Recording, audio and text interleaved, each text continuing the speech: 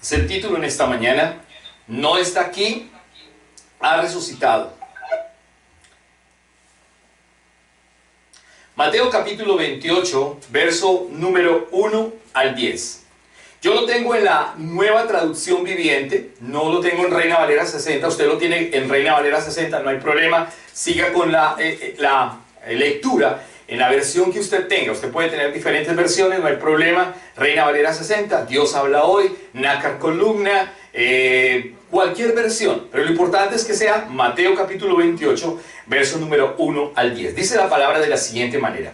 Dice: el domingo por la mañana, temprano, cuando amanecía el nuevo día, María Magdalena y la otra María fueron a visitar la tumba. De repente se produjo un gran terremoto, pues un ángel del Señor descendió del cielo, corrió la piedra a un lado y se sentó sobre ella. Su rostro brillaba como un relámpago y su ropa era blanca como la nieve. Los guardias temblaron de miedo cuando lo vieron y cayeron desmayados por completo. Entonces el ángel les habló a las mujeres: no teman, dijo, sé que buscan a Jesús, el que fue crucificado. No está aquí, ha resucitado, tal como dijo que sucedería. Vengan, vean el lugar donde estaba su cuerpo, y ahora vayan rápidamente y cuéntenles a sus discípulos que ha resucitado y que va delante de ustedes a Galilea. Allí lo verán. Recuerden lo que les he dicho. Las mujeres se fueron a toda prisa, estaban asustadas, pero a la vez llenas de gran alegría, y se apresuraron para dar el mensaje del ángel a los discípulos. Mientras iban, Jesús les salió al encuentro y las saludó. Ellas corrieron hasta él, abrazaron sus pies y adoraron. El verso 10 concluye diciendo: entonces Jesús les dijo, no teman, digan a mis hermanos que vayan a Galilea y allí me verán. El título en esta mañana es No está aquí, ha resucitado. Y ese título no me lo inventé yo, salió de la misma palabra. En el verso número 6, por favor remítase al verso número 6, 28:6, dice: no está aquí, ha resucitado. El viernes pasado nosotros celebramos la muerte de Jesucristo. Hicimos una vigilia poderosa desde las 8 de la noche hasta la 1 o 2 de la mañana prácticamente casi. Fue un tiempo maravilloso, fue un tiempo poderoso donde pudimos gozarnos en la palabra y pudimos escuchar la palabra, todos pudimos orar. Fue un tiempo maravilloso donde todos pudimos compartir y donde todos además pudimos participar. Fue una iglesia participativa, no solamente fue un monólogo, sino que todos pudimos participar. Y celebramos la muerte del Cordero que es Cristo. Celebramos la muerte de nuestro Salvador. Celebramos la sangre que fue derramada en aquella cruz por amor a sí mismo, por amor a su nombre y por amor a nosotros, en ese orden de ideas. Jesucristo ha derramado su sangre en el Calvario, y eso fue lo que enseñamos el día viernes. Bien, ya han pasado entonces 3 días y la Biblia dice claramente que Él ha resucitado. Por eso el énfasis en esta mañana es: no está aquí, ha resucitado. Todos los seres humanos se preguntan con relación a la muerte: ¿será que volveremos a vivir? Todos los seres humanos tienen esa incógnita o esa pregunta. Todos nos hacemos esa pregunta: ¿será que algún día volveremos a vivir? ¿Será que algún día volveremos a la vida?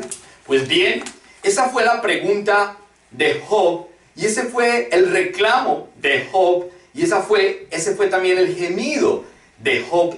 Entonces acompáñenme a Job, el libro de Job, capítulo número 14, por favor. El libro de Job, capítulo número 14, el verso 14.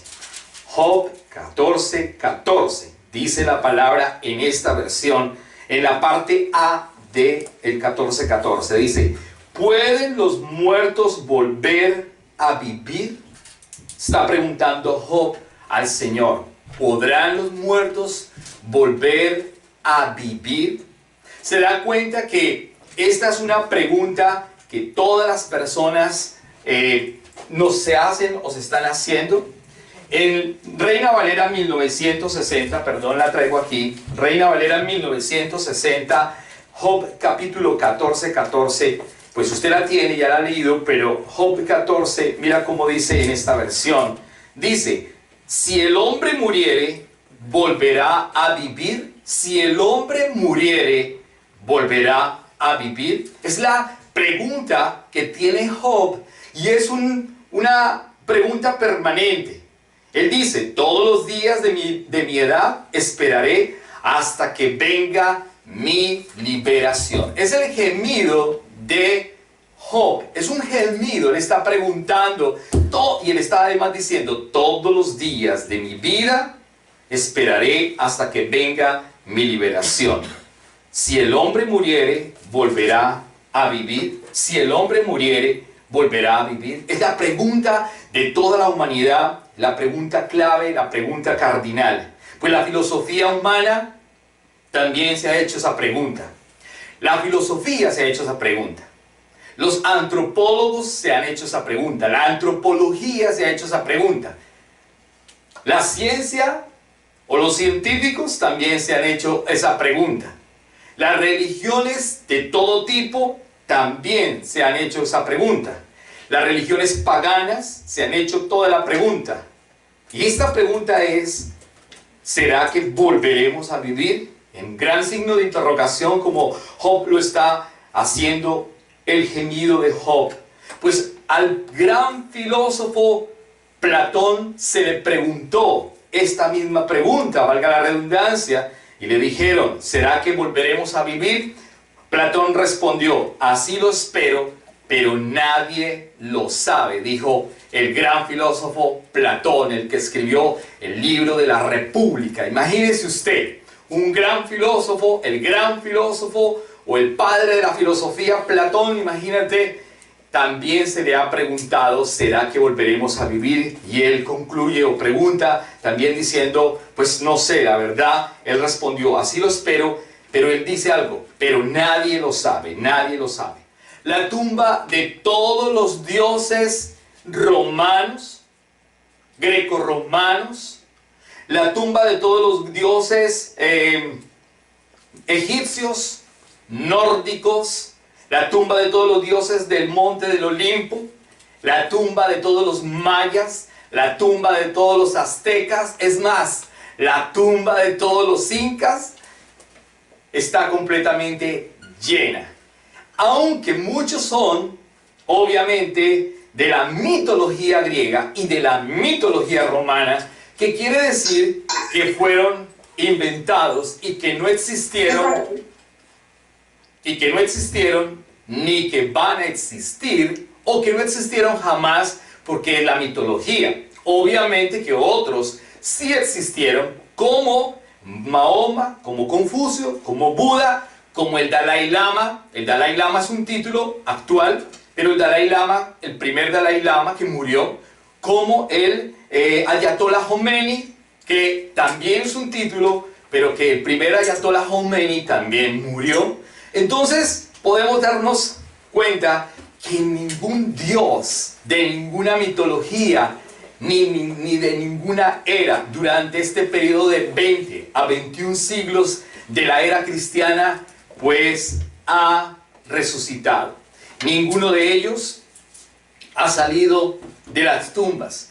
Repito, la filosofía tiene preguntas, la antropología tiene preguntas, la arqueología tiene preguntas, etcétera, etcétera, etcétera. Toda la humanidad tiene preguntas. Pero solamente Jesucristo, solamente la tumba de Jesús es la única que está vacía. Por eso el Evangelio de Mateo nos está clarificando. El Evangelio de Mateo nos habla claramente que no hay otra tumba, que no hay otra tumba como la de él, que no hay otra tumba genuina, que no hay otra tumba que esté llena, sino que la única tumba que está vacía es la tumba de Jesucristo, la tumba verdadera, la tumba única y verdadera. Por eso Mateo capítulo 28 está diciendo claramente: no está aquí, ha resucitado tal como dijo que sucederían.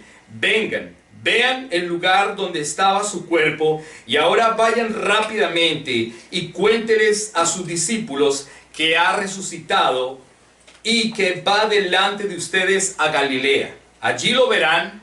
Recuerden que se los he dicho. Entonces tenemos la certeza, tenemos la seguridad completa que nosotros sabemos que la única tumba que está vacía es la tumba de Jesucristo. Las demás tumbas, vuelvo y repito, están completamente llenas. Pero solo la de Jesucristo es la única tumba vacía. Y muchas personas hacen énfasis en la cruz. Muchas personas hacen énfasis simplemente en la cruz. Todas las personas, la tradición cristiana católica hace mucho énfasis en la cruz.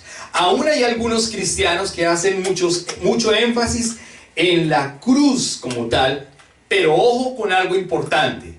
Una cruz sin la resurrección del crucificado no tiene valor. Vuelvo y se lo repito. Una cruz sin la resurrección del crucificado no tiene ningún valor. Simplemente simboliza a aquel hombre que fue rechazado por los hombres, a aquel hombre que fue colgado en el madero como un maldito. Simplemente se acordarían de él como una persona más maldita. Acompáñenme por favor a Gálatas, el capítulo número 3, por favor. Carta a los Gálatas, capítulo 3, verso 13. Gálatas 3, 13 dice: pero Cristo nos ha rescatado de la maldición dictada en la ley. Cuando fue colgado en la cruz, cargó sobre sí la maldición de nuestras fechorías. Pues está escrito: maldito todo aquel que es colgado en un madero. La columna vertebral o el centro más importante del cristianismo no es la cruz, es la resurrección de Jesucristo. Esa es la columna vertebral del cristianismo. Por más de 20 siglos, los escépticos han indagado con relación a la verdad, si esto es verdad o si es mentira la resurrección de Jesucristo.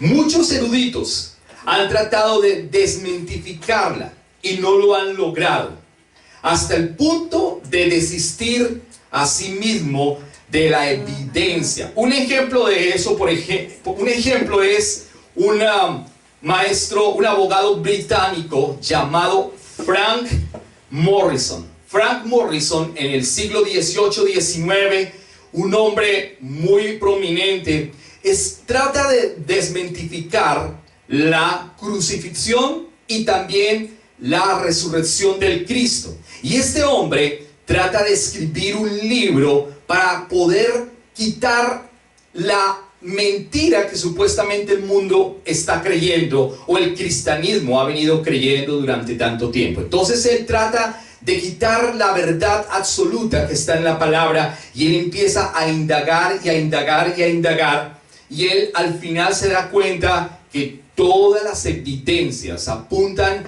a que la resurrección de Jesucristo sí es verdadera, a que la resurrección de Jesucristo sí es única, a que la resurrección de Jesucristo tiene diferentes evidencias históricas, evidencias antropológicas, evidencias testimoniales, evidencias de todo tipo.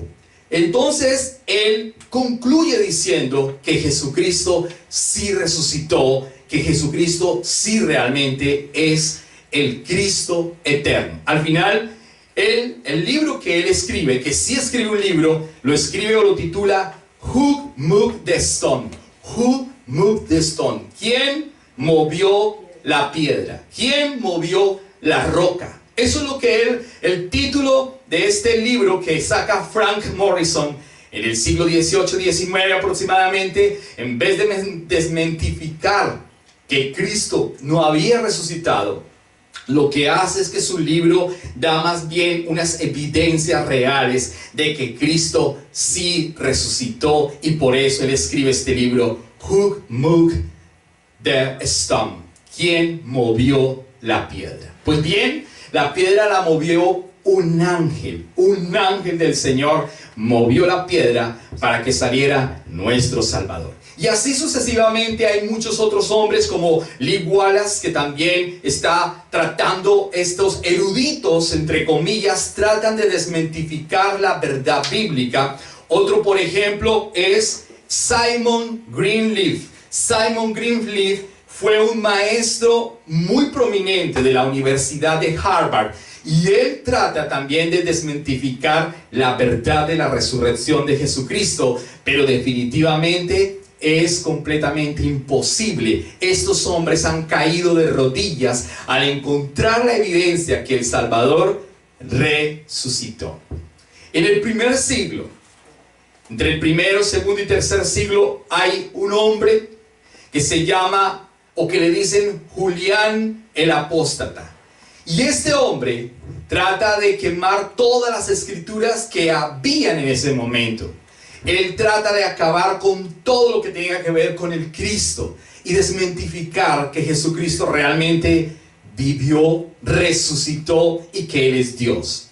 Al final, en su lecho de muerte, Julián el Apóstata dice claramente: me venciste, Galileo, me venciste. Así que él pudo reconocer en su lecho de muerte que ninguno como él existe ni existirá. Las escrituras no pudieron ser todas quemadas en su totalidad. El testimonio continúa hoy. La palabra sigue corriendo, la verdad sigue corriendo, su nombre sigue exaltado sobre toda la tierra. Nosotros hoy estamos precisamente celebrando la resurrección de Cristo. El viernes hablábamos de la cruz, de la sangre que fue derramada en la cruz. Pero repito, si hoy no hablamos de la resurrección de Cristo, simplemente la cruz significaría para nosotros un amuleto más. El Cristo o el hombre que fue rechazado, que fue colgado y que fue maldito.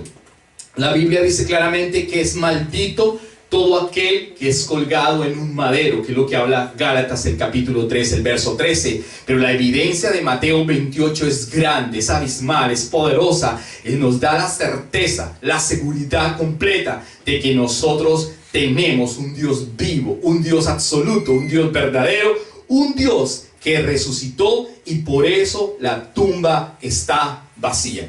Hay miles de evidencias históricas. Hay miles de evidencias testimoniales, hay miles de evidencias acerca de la resurrección de Jesucristo. Otro hecho importante, otra evidencia fundamental es el hecho del día del Señor. Este tema es bien controversial, lamentablemente.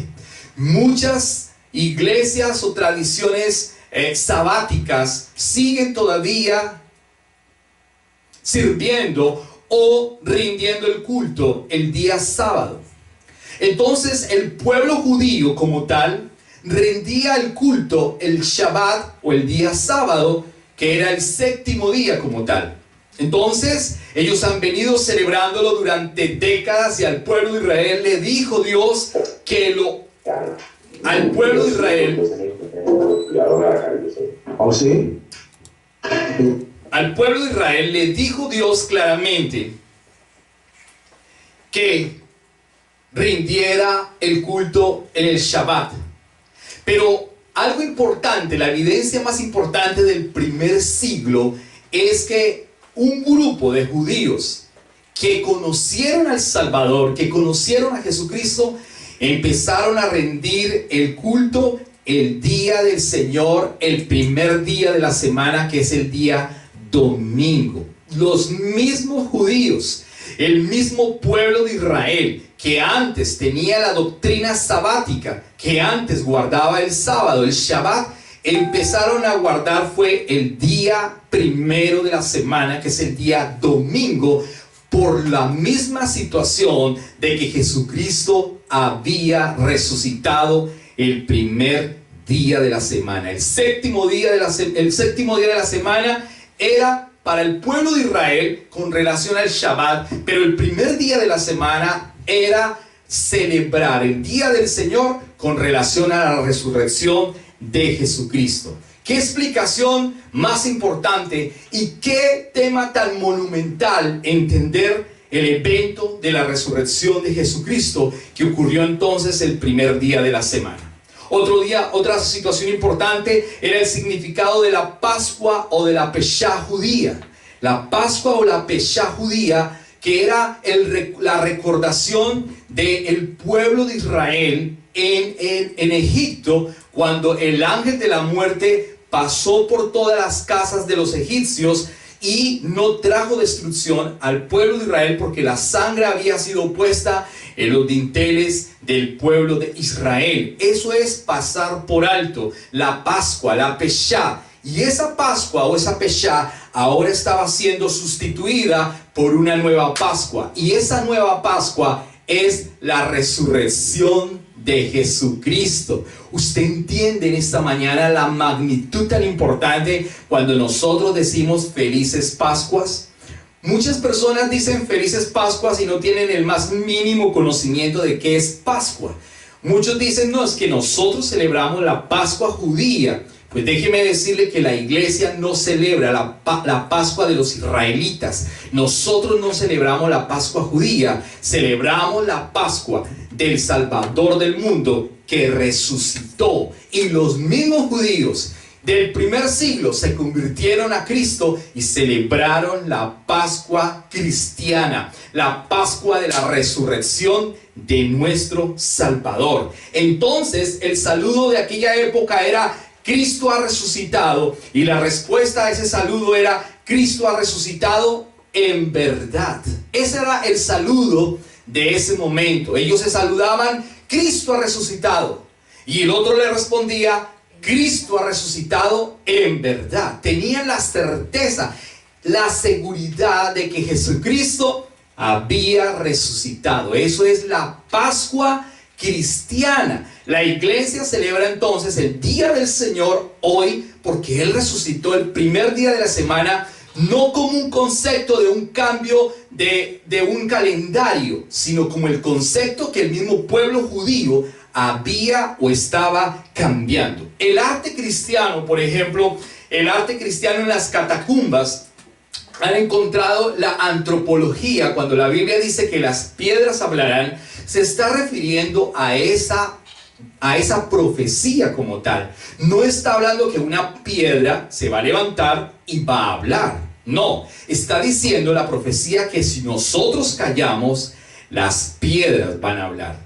Así que las piedras ya hablaron a partir del siglo XVIII con la antropología, con la arqueología bíblica, porque la arqueología bíblica nos ha mostrado las evidencias bíblicas, históricas, verdaderas, ciertísimas, de que Jesucristo resucitó. En las diferentes excavaciones que han hecho los arqueólogos en todas las ciudades del Oriente, incluyendo todo lo que es España, inclusive parte de lo que era el antiguo Imperio Romano, han encontrado en las excavaciones y en las catacumbas el arte de la iglesia primitiva, y en el arte de la iglesia primitiva han encontrado los dibujos donde Jesucristo está fuera de la tumba, donde Él está inclusive ascendiendo hacia el cielo, porque es la evidencia que ellos han tenido y la forma como ellos la están expresando en ese primer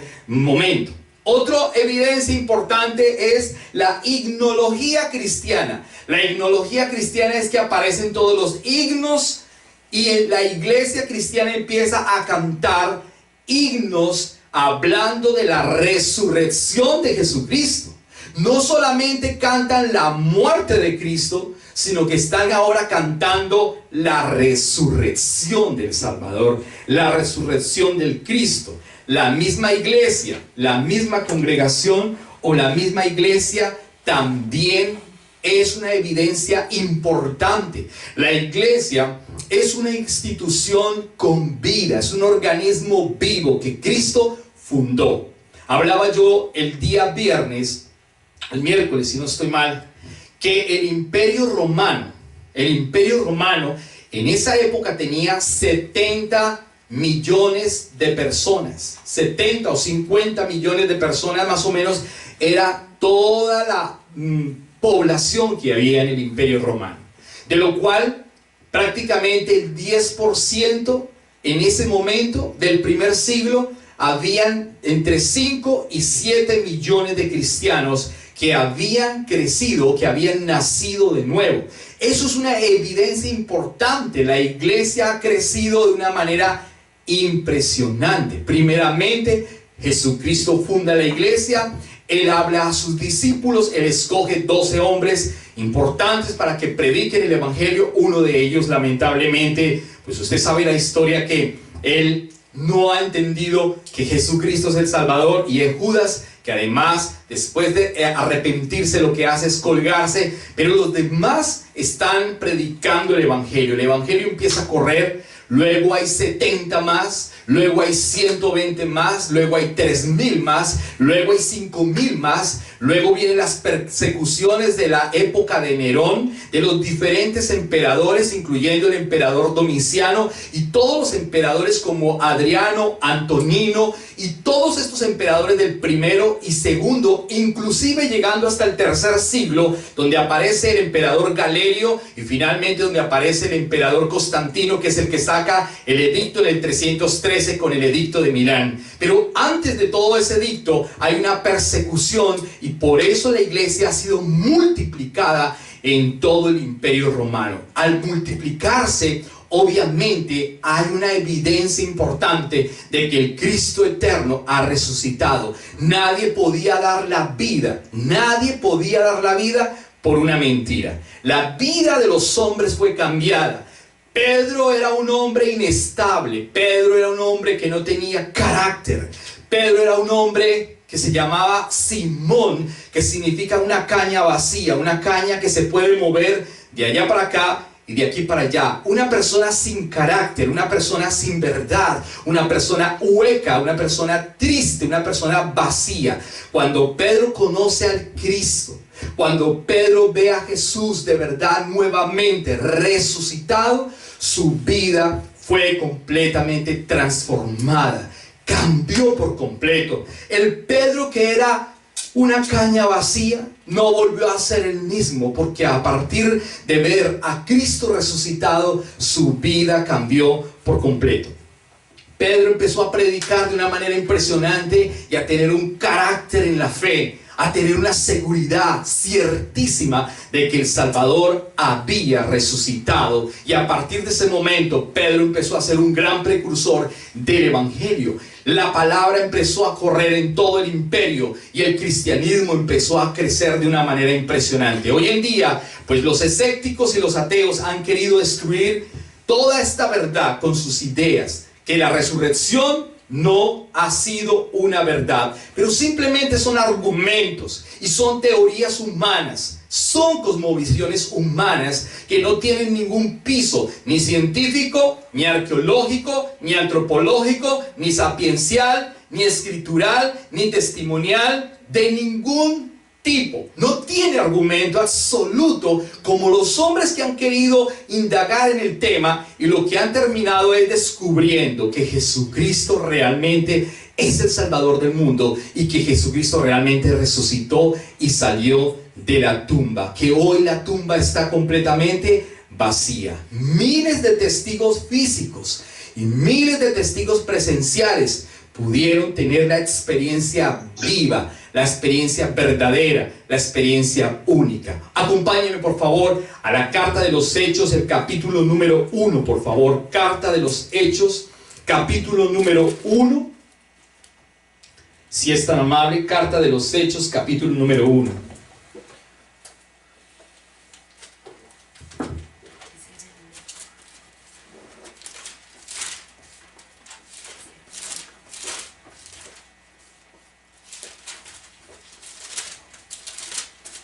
Carta de los Hechos, capítulo número 1. El verso 1 al 3 dice la palabra en esta versión. Teófilo, en mi primer libro.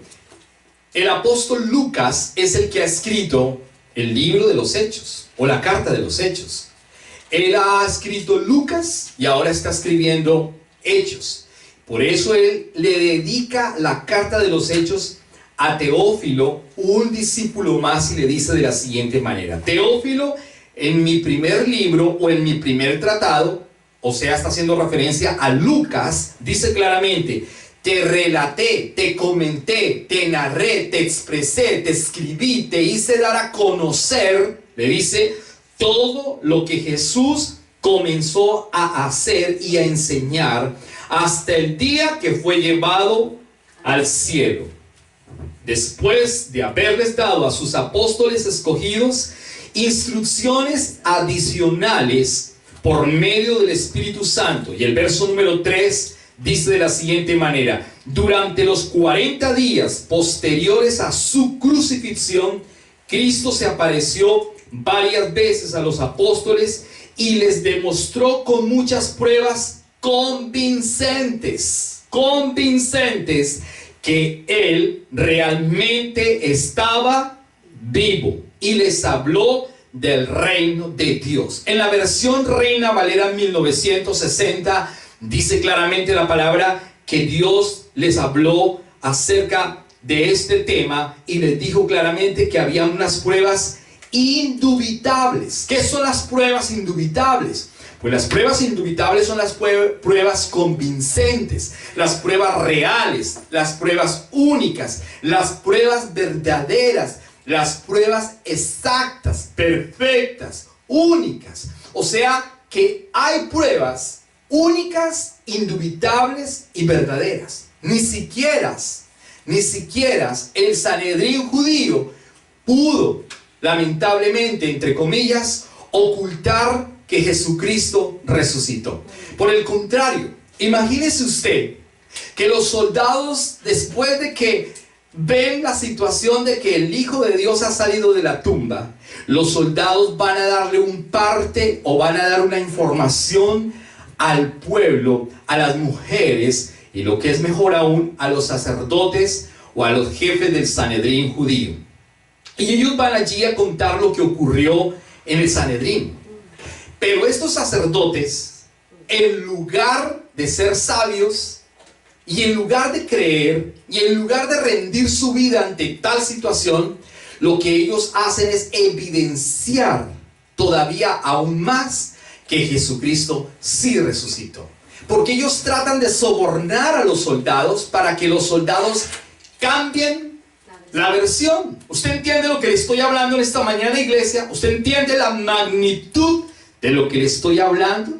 De unas pruebas convincentes, de unas pruebas indubitables, de unas pruebas verdaderas, que no se lo inventó una religión, que no se lo inventó ningún hombre, sino que realmente los mismos sacerdotes, los mismos jefes del Sanedrín judío se dieron cuenta de que era una verdad.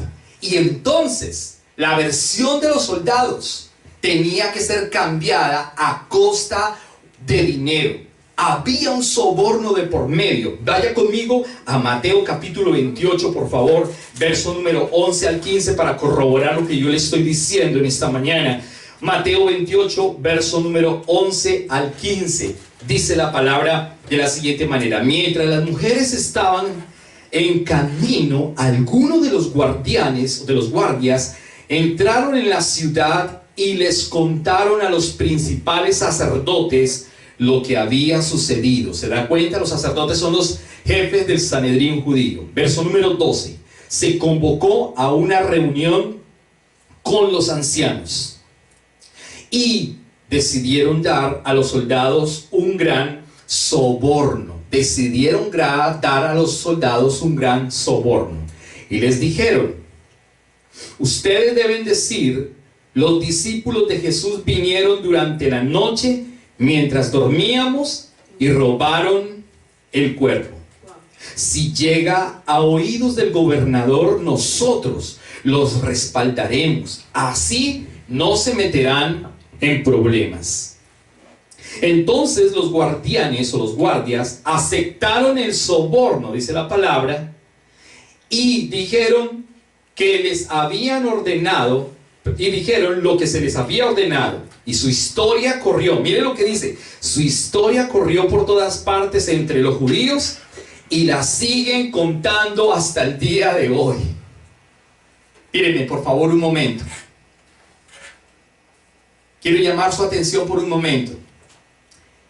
Eso que están diciendo, eso que dijeron los soldados, a causa del soborno, dice la Biblia que hasta el día de hoy, ese chisme continúa. Esa mentira continúa hasta el día de hoy. Hasta el día de hoy se está diciendo que los discípulos de Jesús robaron su cuerpo para hacer creer al mundo que Él había resucitado. ¿Entiende usted la magnitud de la maldad del mismo Sanedrín judío? La magnitud de los hombres por ocultar una verdad bíblica.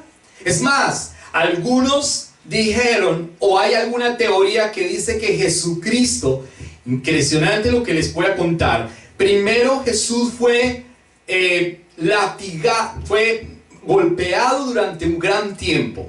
Fueron 39 latigazos que Él sufrió en su humanidad antes de ser crucificado. Casi que fue desfigurado por completo. La Biblia dice en Isaías que Él no tenía ningún parecer, que estaba completamente destrozado, que era raíz de tierra seca.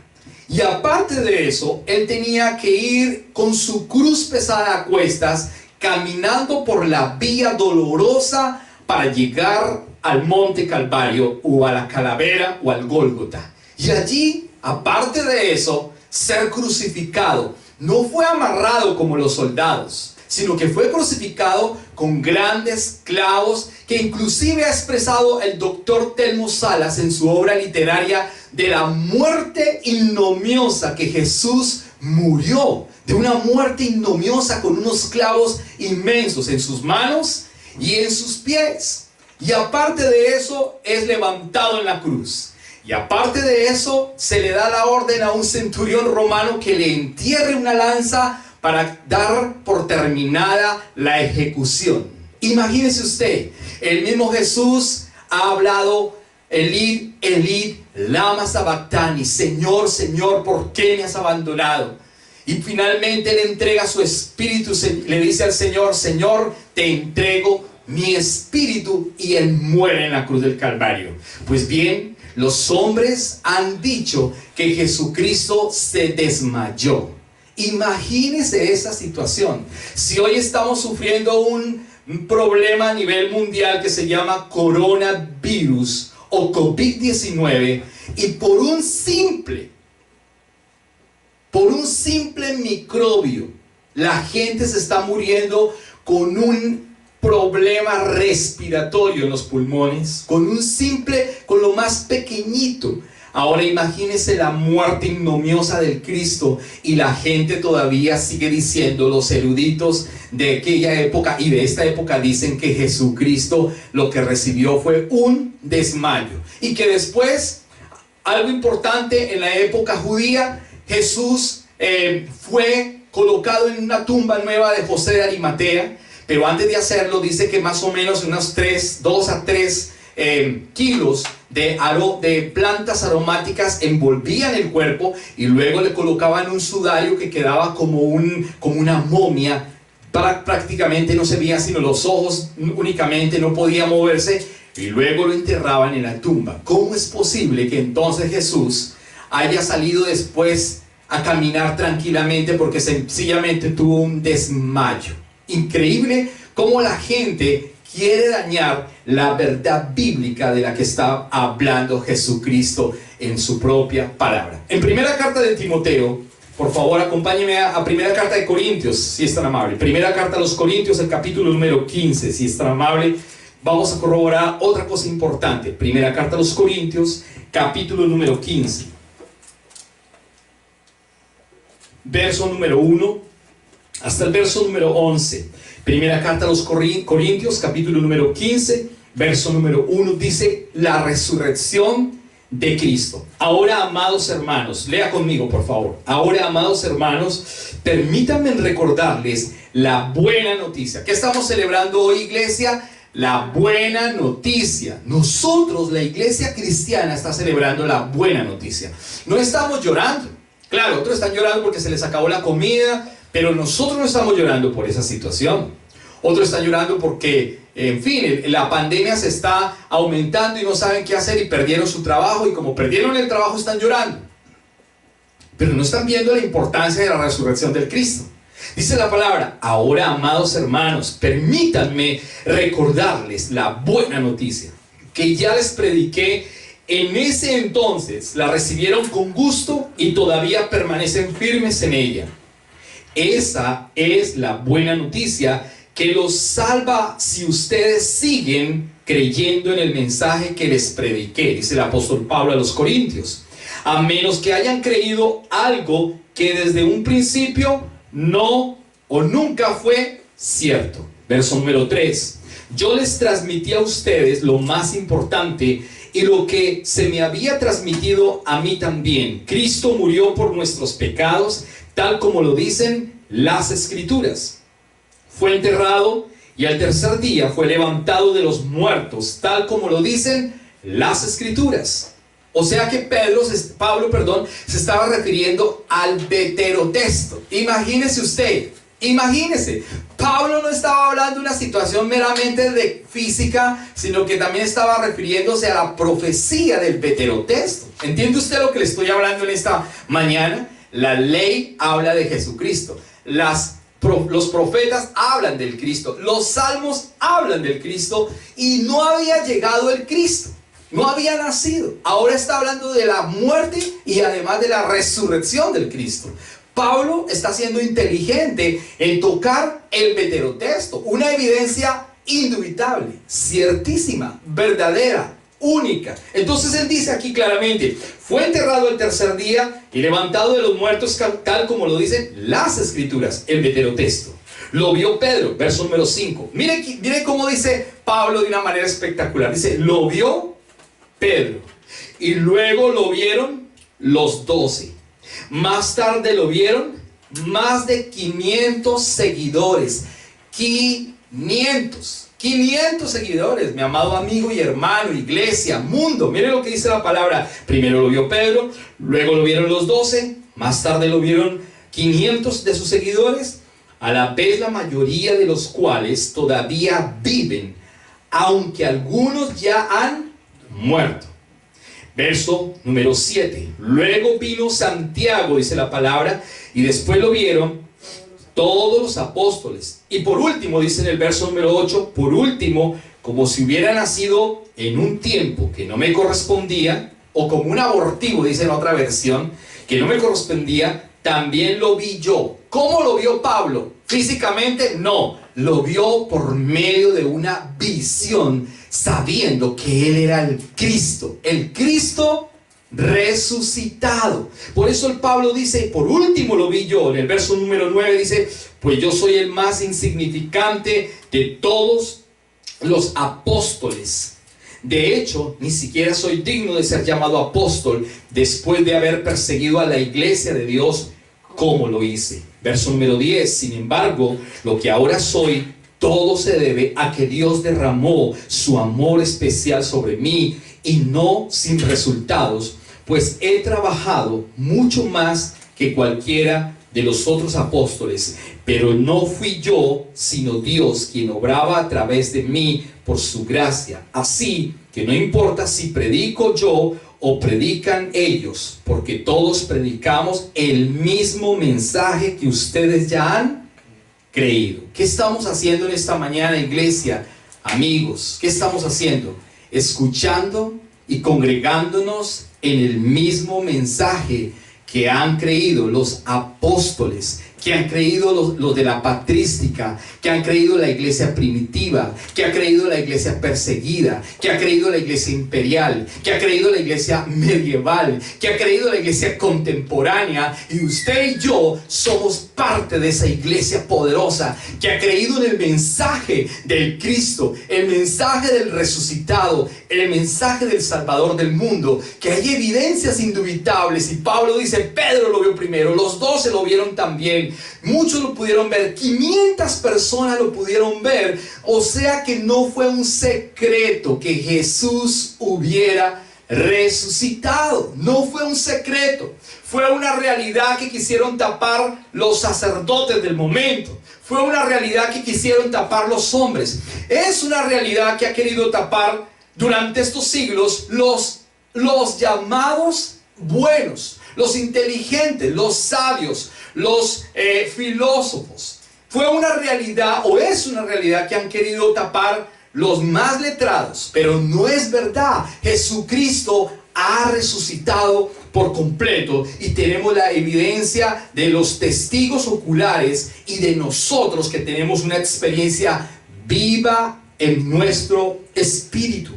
Este es el hecho más importante de toda la historia de la humanidad, la resurrección de Cristo. Este es el hecho más importante de toda la humanidad, la resurrección del Cristo. Así, de esa manera, Jesús ha ido por todo el mundo y ha llegado a todos los seres humanos de todas las naciones, de todas las lenguas, de toda la cultura, de todas las tribus y de todas las naciones. Él ha transformado miles de vidas y ha cambiado miles de corazones y ha hecho que nuestra vida y nuestra experiencia cambie por completo.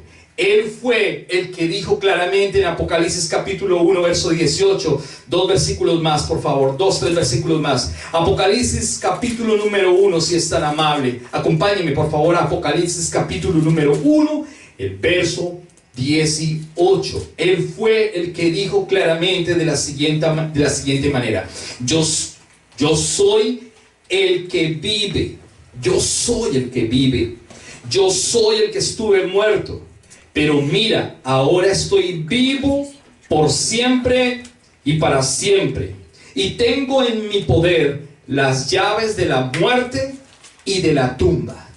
Una vez más voy a leerlo. Apocalipsis capítulo 1 verso 18. Jesús es el que ha dicho, él mismo con sus propias palabras dice claramente: yo soy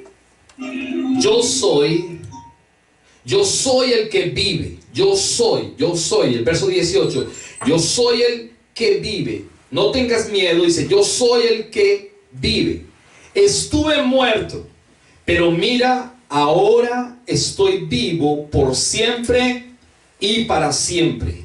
Y tengo en mi poder las llaves de la muerte y de la tumba. Él mismo ha hablado al mundo diciendo: yo soy el que vive. Y además aclara: el que estuve muerto, pero no se quedó en la tumba. Por eso la tumba vacía está. Juan capítulo 11, por favor. Evangelio de Juan 11.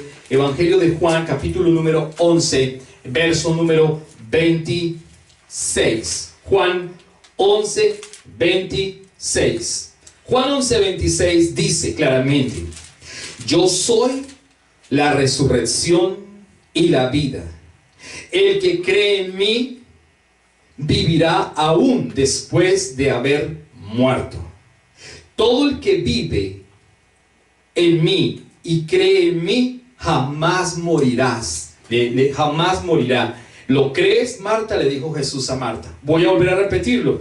Juan capítulo número 11 verso 26. Todo el que vive en mí y cree en mí jamás morirá. Él dijo: yo soy la resurrección y la vida. Jesús es la resurrección y la vida. Y todo creyente debe saber y conocer con certeza indubitable que Jesucristo es el Salvador del mundo, que no se quedó en la cruz, que no se quedó en la tumba, sino que resucitó al tercer día Y dice la palabra que Él está sentado a la diestra del Padre.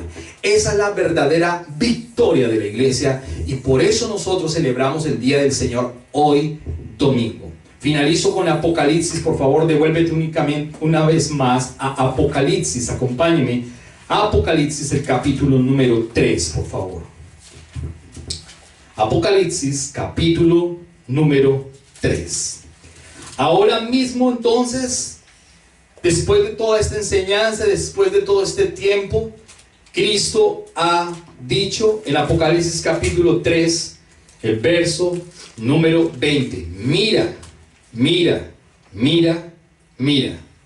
Yo estoy a la puerta y llamo. Si oyes mi voz, yo estoy a la puerta y llamo. Si oyes mi voz y abres la puerta, yo entraré y cenaremos juntos como amigos. En la versión Reina Valera 1960 dice: yo estoy a la puerta y llamo. Si alguno oye mi voz, entraré a él, cenaré con él y él conmigo. Él está hablando hoy a nuestra vida. Hoy no podemos tomar una decisión meramente porque hay una pandemia mundial. Hoy no podemos tomar una decisión por mero miedo o temor. Hoy no podemos tomar decisiones meramente por lo que está sucediendo en el mundo. Las muertes se están multiplicando cada día y se multiplicarán más. Durante toda esta pandemia, si usted no se ha dado cuenta, han habido movimientos telúricos en diferentes partes del mundo. Han habido situaciones en el cielo antes de la pandemia y ahora en la pandemia. Truenos, rayos, centellas, luces, movimientos, trompetas, sonidos de trompetas en diferentes lugares que lo habían sido antes de la pandemia. Ahora en la pandemia se han escuchado en los diferentes lugares y ciudades trompetas, lugares donde suenan unas trompetas gigantes, ruidos impresionantes. Esta mañana se ha activado un volcán que supuestamente puede originar un movimiento en todo el cinturón de fuego. Entonces póngase usted a pensar qué podría suceder. El rapto de la iglesia, hemos venido hablando que la semana 69 se cumplió con Jesucristo cuando fue levantado en la cruz del Calvario. Daniel ha profetizado 70 semanas sobre el pueblo de Israel. La semana 70 es un periodo de 7 años que todavía no ha ocurrido sobre la tierra. Si en la semana 69 se cumplió con el Cristo, luego viene el paréntesis de la iglesia, que es hoy la que está predicando el evangelio por medio del Espíritu Santo y por medio de sus poderes, que son los ángeles, dice la palabra claramente. Ahora bien, el periodo de la iglesia está en un promedio de 2020 años, que estamos hablando de 21 siglos aproximadamente, donde la iglesia ha predicado el evangelio con todos estos periodos que ha sucedido y que ha pasado la iglesia de menos a más. Hoy el mundo está pervertido, la iglesia también lamentablemente se ha pervertido porque no ha predicado el verdadero evangelio, y por eso Dios nos está llamando la atención. Estamos en pleno tiempo de lo que le llamamos la Pascua de la resurrección del Cristo. Hoy estamos celebrando esa Pascua.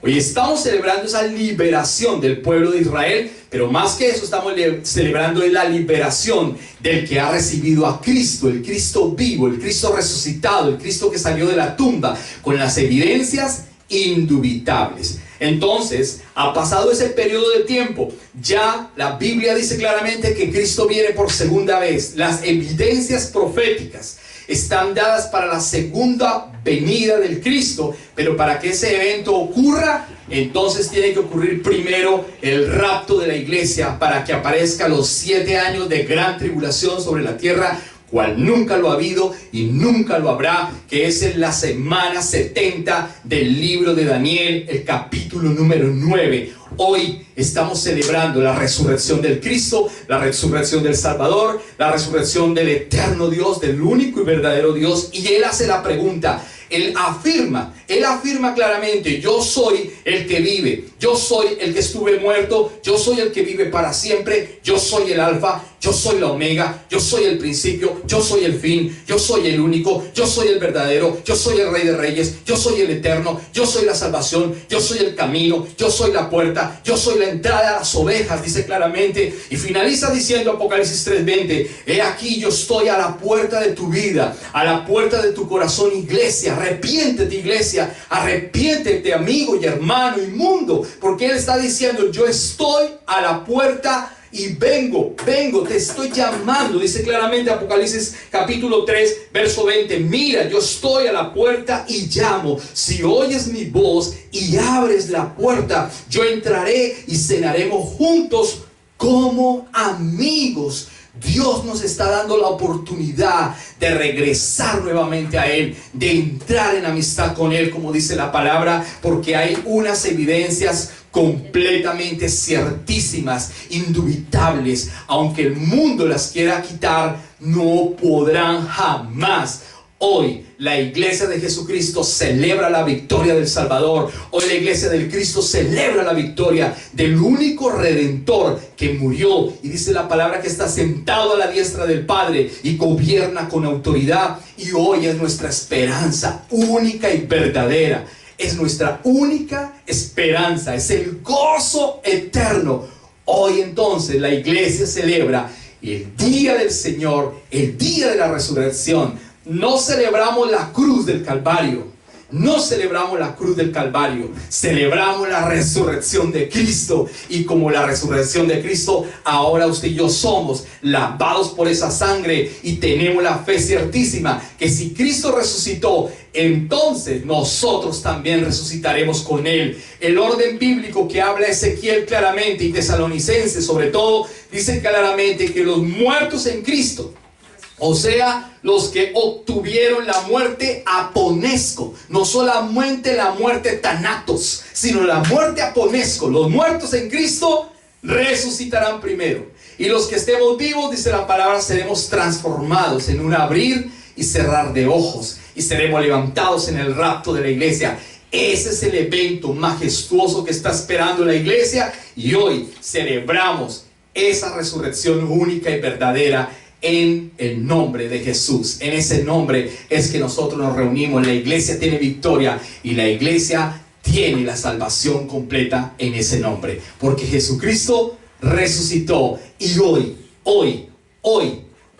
tenemos y celebramos la Pascua no de los judíos, sino la Pascua de la resurrección del único Cristo. Le invito en esta tarde que usted se ponga de pie ahí en su casa, por favor. Colóquese de pie en esta mañana. Colóquese de pie, por favor, en su casa por mera reverencia. Ahí en su apartamento, en su casa. Por favor, abra su pantalla y por favor, un breve instante. Yo quiero que usted se coloque de pie por reverencia al Señor, por reverencia a su palabra, por entender la palabra. Abra su cámara para poder ver desde aquí también que usted está unido en el mismo sentir conmigo en esta mañana, en esta tarde, diciéndole: Señor, gracias porque tú me has dado la victoria. Gracias porque tú me has dado esa victoria desde la muerte tuya, pero lo que es mejor aún, desde la resurrección del Cristo. Gracias, Señor, porque tenemos una evidencia ciertísima, una evidencia indubitable, que aunque los eruditos del mundo quieran quitarla, nosotros tenemos esa certeza, y por eso hoy como iglesia nos reunimos para celebrar la victoria del Cristo. Ahora le invito que por favor cierre sus ojos por un breve instante. Usted pueda levantar sus manos por un instante y decirle: Señor, gracias.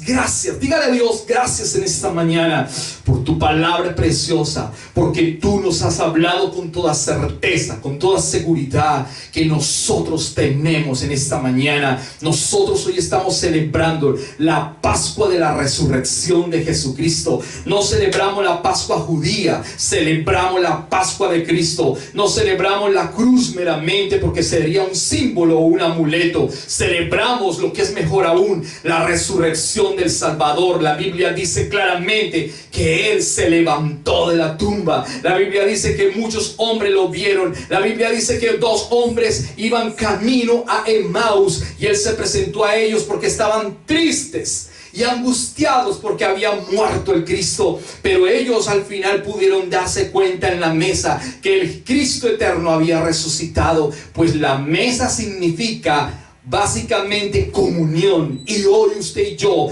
tenemos comunión, y hoy nuestros ojos espirituales se abren entendiendo que el Cristo es el único verdadero Salvador que ha resucitado. No está en la tumba, ha resucitado. No está en la tumba, ha resucitado. Él es el Salvador del mundo y tenemos nuestra esperanza no puesta en los gobiernos de este mundo. Nuestra esperanza no está puesta en el dinero de este mundo. Nuestra esperanza no está puesta en determinada situación, en una empresa, en una compañía, en un jefe. Nuestra esperanza no está puesta en los títulos que tenemos. Nuestra esperanza no está puesta en los ahorros que tenemos, sino que nuestra esperanza está puesta en el Cristo Redentor, en el Salvador, en el eterno, en el santo, en el justo, en el Dios eterno, en el Dios poderoso, en el alfa, el omega, Silot, el único y verdadero Rey, en el Rey de reyes y Señor de señores, en el eterno y Dios santo, poderoso, justo y maravilloso. Señor, gracias en esta mañana,